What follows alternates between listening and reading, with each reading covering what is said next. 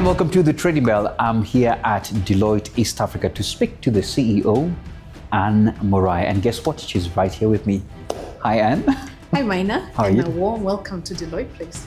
Thank you so much. I'm waiting to see how we can have this conversation. And I'm looking forward to it. Absolutely. There you have it. The Trading Bell is ready with Anne Muraya.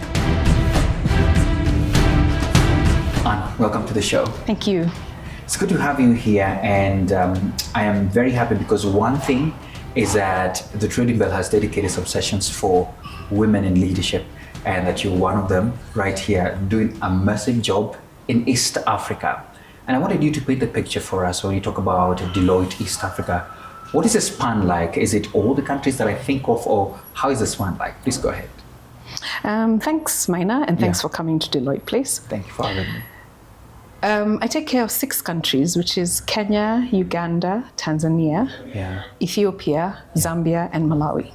That's quite massive, 6 countries, that's a lot. And I can imagine what is in your plate. But a lot of people, just like me, when I was a little younger and I would use this route, I would see Deloitte. At least I've had the privilege to understand what you do. But maybe our viewers as well, most of them are just like me when I didn't know. I would like you to probably just take us through Deloitte. What are they known for? What are your services? Deloitte is a professional services firm. Yeah. And I might add the #1 professional services firm in the world. That. Yes. So we have audit, tax, and consulting services. Audit, I guess, is pretty obvious. It's we provide opinions on the financial statements of the companies we audit. Mm-hmm. Tax, we advise people on their tax matters, in all facets of tax, whether it's when you're acquiring a company while you're still running it, new things you're doing, how to deal with the current taxes. You need to have the whole broad spectrum of tax. And then we do consulting services now. That's a lot of interesting stuff we do there. That's technology transformations. That is company mergers and acquisitions. That is risk services, strategy. A lot of technology transformation, actually, and technology transformation is very, very wide. Project management, it's a very, very wide array. It can take a whole day for me to take you through all the stuff. I can tell. But I think the most prominent one, as you have said, when I listen to banks, for example, when they're releasing their results, in AGMs as well, most of the companies you will hear that the results have been certified through this particular, because they've gone through an audit. So it's known to do that a lot. And thank you so much for giving us more of what else you do.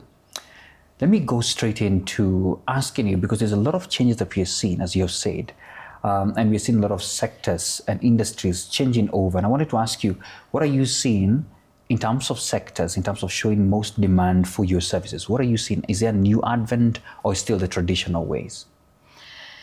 So it's hard to say that there's a particular sector doing that, because it depends on what's going on. You see, if I am a large potato farm and I'm trying to get larger, maybe I want to acquire another one. So that's agriculture, but it's more of the merger and the acquisition, the due diligence around that. Banks and financial statements and financial services generally, you find, have a lot of technology, a lot of changes in regulation, a lot of changes in accounting standards. So on the audit side, you'll be looking at that, but on the consulting side, you'll be trying to help them with their transformation, with their digitization, with the risks they take in from a cyber risk perspective, control assurance. There's a lot of things we do that we do with the banks and financial services. Telcos are also an equally interesting and complicated companies, and that lends itself correct, and that lends itself to a lot of support from firms such as ours. You'll also find then consumer business, again, evolving in the way they digitize, in how they serve their customers, and all that sort of thing. And then all these organizations have people, so there's human capital work that we do. So it's hard to say there's one particular industry you're talking to, because all the industries that are evolving and changing will need our services. And I know you are privy to all this, and I'm sure this is part of the conversations you have in your boardrooms. We are in a changing world. I mean, every day we are seeing new things happening. It's the advent of AI, blockchains, data analytics, a lot of things that are happening. And I wanted to ask you from your perspective, especially you offering especially these particular kind of services that are related to this and also get affected by this a lot. How are you as Deloitte supporting businesses in East Africa to adopt to this digital transformation amidst all these emerging technologies?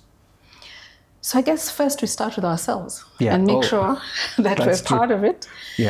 Make sure that our teams understand these technologies very well. We work very closely with the hyperscalers, AWS, Google, SAP, and that kind of people. And we work with them then to go to all these institutions we work with. The beauty of working in a global firm is then you can bring the best expert to your client. And that's what we do. So we do a lot of, in the first instance, board and senior management training on these things so that they have a sense for AI, what it can do for them. We show them use cases in their industries so that then they can understand. We have several innovation centers across the world. So some of the time it's to make them see that so they can see what AI and all of that.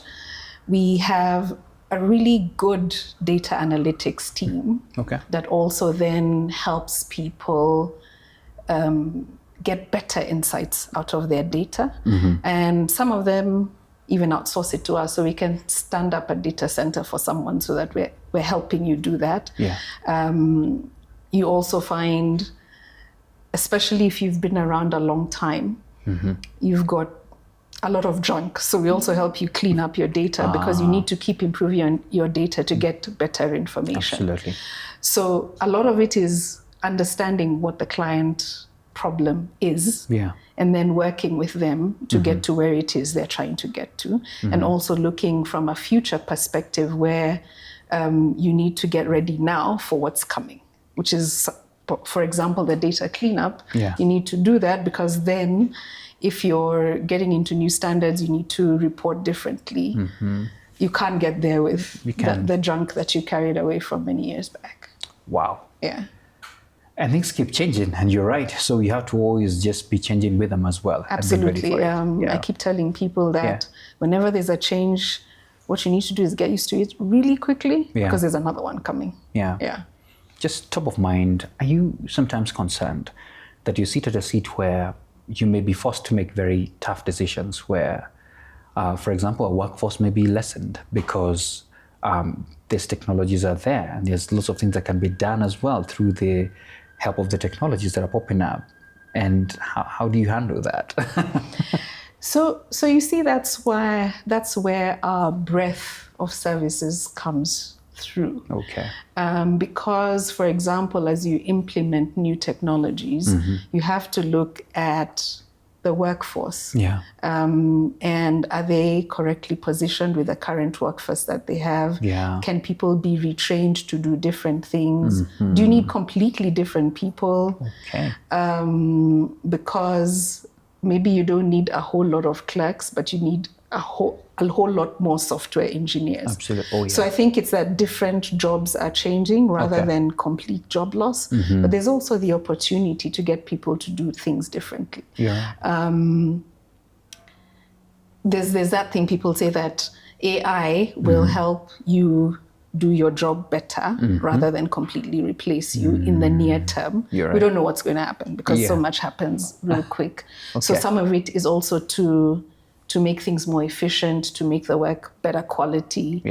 But at the same time, you're looking at how do you then reorganize your organization for the changes you're making in the technology. That's true. And that's why then you'll have the human capital team working with the technology guys. And that whole breadth makes it a holistic service that we're then giving to our clients.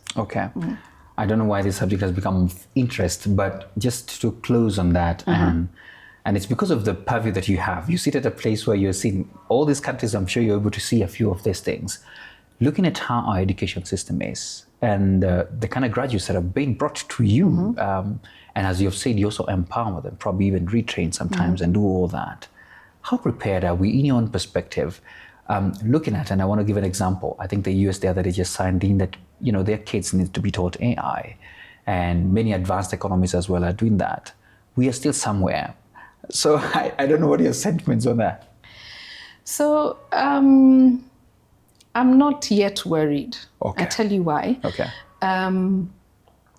When we recruit, especially the new graduates, we take any degree. Okay. Because our view is we're going to train you. University makes you trainable. Lovely. I like that perspective. Yeah. Many organizations are doing that. If you speak to the people at the Microsoft ADC and all these other people who are recruiting people, there's that. They're actually training people a lot. A lot of what you learn is on the job, isn't it? That's true. Yeah. So I'm not worried yet. Okay. Number one. Number two, these are digital natives, the ones coming up. So they found technology there. Yeah. So it's not the same struggle I would have to learn. Okay. So I'm not quite so worried yet. I think what we need to do is give more people connectivity and the ability to broaden their world, because then there's nothing you can't learn. I love that. Let's get back to a conversation that got veered off by the education side of this, but great nuggets there. And there's a whole factor that you play, especially when it comes to matters public sector and policy engagement. And I'm saying that because on the Trading Day, we have hosted quite a number of guys from your end, especially on policies, budgets and the likes. But I just wanted to ask you, what role do you see Deloitte playing in supporting governments? Because I have heard you talk about training here and there, in the region on public finance, governance and policy advisory work, in a nutshell.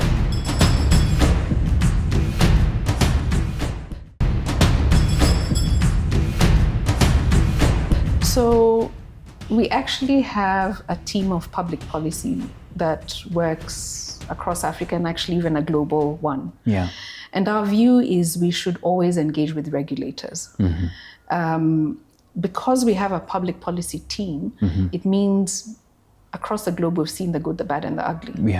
So whenever there's a new law, we're able to engage and say, maybe Nigeria did this, this is what worked, these were the pitfalls, and maybe South Africa was like this, and maybe India did it like this. So can you consider all of this as you put in the new law? So for most of the laws that affect companies in general, not all the laws, will always give input. On an ongoing basis, we talk to all the regulators just to see where are you going, what are you seeing, because I like to say we're on the same side. We want to work for the good of the country, and we want to make sure that the regulations make sense, and they're actually solving the problem that you're trying to solve for. And then we also tell them, we give them the different things we've seen across the globe to see, this is what we've seen in this other stock exchange, this is what works, this is why it works, and that sort of thing. So we engage with regulators on a ongoing basis. Then, of course, a lot of our work on the tax side and public policy. So we give input directly, we give input through ISPAC, we give input to the different industry organizations, because then they have very specific things that they're trying to look at. And again, we draw from wherever we need to draw from. Wow. Yeah, that's lovely. Still in the same breath, but I want to look at it at a regional perspective. We have all these economic blocks that have come up. We have the AFCTA, we have the East Africa Community and all that, amazing ones. And now that you're working across borders and all that, I wanted to ask you, how are you as Deloitte leveraging on these regional economic blocks? And probably you could also point on an advisory note, since you also, businesses come to you as well to ask, probably from your experience, so what you can advise them to ensure they're taking advantage of these blocks. So the interesting thing about the EAC is sometimes we look like we're not working together. Sometimes it looks like we're working together. So it works and it doesn't, both at the same time. But we have very similar laws. We have very similar regulations. Okay. So quite literally, if you're one of the large organizations that has companies in all those countries, you actually don't struggle because those laws and regulations are pretty similar. Yeah. Very small changes in nuance. The regulators work together. All the auditors general meet with each other regularly. So they do. All the revenue authorities meet with each other regularly. Central bankers, all of those. Yeah. So that's a very great advantage for the countries in the EAC because then it's easier to work there. Sometimes, of course, they have their little tiffs. Now, the other countries, then it's a little more different. It's a little more difficult. Yeah. And I guess generally as an Africa continent, we have to get better at working together. Yeah. We've been really good at talking. We just need to do something now. We just need to do so something like now. the free trade agreement, Yeah. we've really talked about it. Yeah. And for me, the advantages are enormous. I mean, it's ridiculous that Ghana is drinking Lipton tea that came from England, while we have a glut of tea to sell from here. Absolutely. Yes. We need to do something. Wow. I'm also curious to know, because I know you have also had a lot of input with some of the companies that you serve on sustainability matters. And you and I have come across each other in some of these reports. But I'm also curious about here at Deloitte and what your agenda on sustainability is as well, and how you're helping businesses that seek your services ensure that they're embedding this in their operations. Okay, so let me start with some of the things we're doing from a macro perspective. I think you saw that we collaborated with the KBA to put out a template for the bankers to use for their sustainability reporting to be able to comply with the new standards S1 and S2. Yeah. So you see that we've helped the whole industry be able to report. Yeah. But specifically, we support clients in, first of all, embedding the sustainability in their daily activities, figuring out what data they need to have and keep collecting on an ongoing basis so that when they're getting to reporting and we're supporting them in reporting, you have enough information to report properly. Also looking at the new standards and helping them get there. I mean, they're not yet being applied, but it's important that they start early to get there. And also the NSE has the sustainability report requirement. There's a number of those you've seen that we've supported them to get to those reports. Internally, we also have an Africa report that shows our sustainability stats across Africa and across the globe. Okay. So we practice what we preach. Yes, that's good. Yes. And we do a lot of interesting things. I'm sure you haven't seen a plastic cup or glass anywhere. Yeah, I haven't come across one yet. No, we don't have any. None exists, we have the dispensers, and everyone uses that. Everyone has a reusable bottle or a glass or something. We are careful about how we do our waste. All our shredded paper gets recycled. And then we also have a climate e-learning for everybody. So that you understand not to keep plugs open and chargers hanging because you're wasting electricity, and that sort of thing. We've planted 9,600 trees this year across the region. Wow. Yes, across the region. Okay. And we're growing them, not just planting them. Yes, there's a difference. Yes, there's a difference. So I guess we're trying to do our bit. And then from a social perspective, we just had our volunteer day last week. Across Africa, in Deloitte, we stop work on that day and go and volunteer in very many different ways. Okay, that's new? So you asked them? Yes. Okay. Yes, so we stop. No work, go volunteer. No, we go volunteer. So we went to schools. For some, we gave them books. We help paint their libraries. We do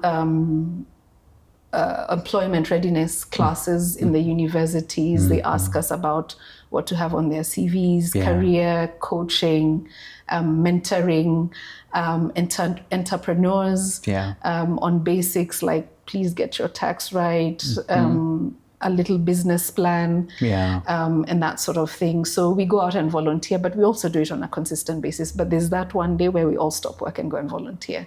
So from a social perspective, we're also very active in making sure we're supporting the communities around us. And then from a governance perspective, we do support our clients in a lot of governance training and also looking at the gaps and helping them fill up those gaps. Okay. Yeah.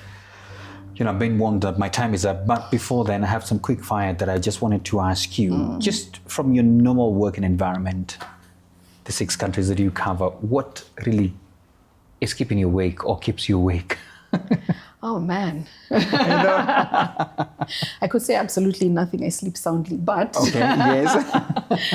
I guess it's always, whenever you have a lot of changes in laws and regulation, that's a little bit unnerving. Whenever you have crazy things like trade tariffs and different wars across, we now know how they affect everyone, even when you think they won't. But more, I think, coming closer to home is talent, people. We can't do anything without people. Isn't it? We cannot. So it's hoping that we can still manage to attract and retain the best talent, because we're also people's shopping ground for all the good people. You're right. And the shopping ground is across the globe. So it's making sure we can still get the right people, train them up, and get them excited to do the work that they do. We have an interesting stat, because everyone asks, how do you deal with Gen Zs? That's 48% of my population. 48%? Yes. Yeah, you better share tips now. How do you deal with them? So millennials and Gen Zs get to 84% in East Africa. But that's it. We have new ideas. We have fresh perspectives. And I'm sure we were Gen Zs ourselves when we were younger. So that's the attitude I take it from. That it's fresh perspective. It's in hearing from a different point of view, and it's people with great energy. There are other people with many other views, but they need to have a sitting with you. How you're dealing with this. Speaking of which, my last quick fire is on leadership. Really celebrating the fact that you are leading such a large company across these 6 African countries. And I know there could be very many things you could share on leadership, but I'd like you to share a nugget or two, one or two, to your fellow leaders or to even young people who are looking at you and saying, wow, how do they want to be as Anne? There's a quote I saw somewhere which I really like to throw out on the mentoring side, is increase your surface area of luck. You can say that again. Increase the surface area of luck. I like that. You know what that means? I had to explain. It means you need to be ready for when luck shows up. And then you need to go where the luck might be. So prepare yourself, be curious, update yourself, but then don't sit in the corner. Go to forums where you might meet the people who think you're a very clever person and then take you and mentor you and that sort of thing. Find out where you can learn more, engage more with people. That's how you increase your surface area of luck, because if I don't keep meeting you in all the things you do, I don't know my Nashege exists. Oh, you're right. Right? Oh, I see it now. I see it now. Wow. From a leadership perspective, is that stay curious and always look to learn. There's so much to learn always. Stay curious. What a way to end this conversation. But I think I see a part 2, and especially on how to handle this young generation called Gen Zs and much more. Thank you so much for your time, Anne. Thanks, Maina. Wow, that's how it ends. Well, it doesn't end really. We shall be back here. And Muraya, speaking as it is, very optimistic, even amidst all these changes we're seeing in the world, in the globe, the tariffs, everything else, that there's still a silver lining. So stay curious as well and keep learning. Thank you so much for your time. That has been Muraya once again, the CEO of Deloitte East Africa. I leave you now with the markets.